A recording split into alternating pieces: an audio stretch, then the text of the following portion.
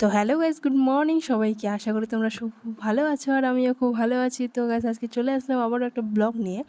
তো গাইস আজকে আমার গলাটা খুব মানে কি ব্যথা করছে, ঠান্ডা লেগে গেছে। তো যাই হোক, আজকে হলো আমি এক্সাম দিতে চলে আসছি আর আমার এক্সাম সেন্টার পড়ছে মহিলা কলেজ শিলিগুড়ি।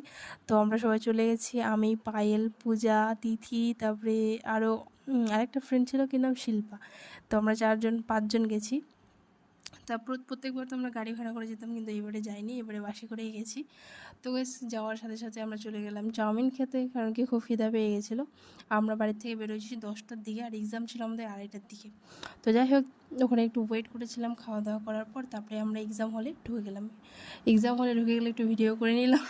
সবাই ততক্ষণে আসেনি, আমরাই ফার্স্ট এসেছি। তো আমি একদম সবার লাস্টের বেঞ্চে বসছি। তারপরে আমাদের এক্সাম শেষ, এখন আমরা যাব বাড়ি। তো অনেকটা টায়ার্ড ফিল করছি। তো গাইস চলো একবার টাটা, দেখা হচ্ছে নেক্সট ব্লগে। ভালো থেকো।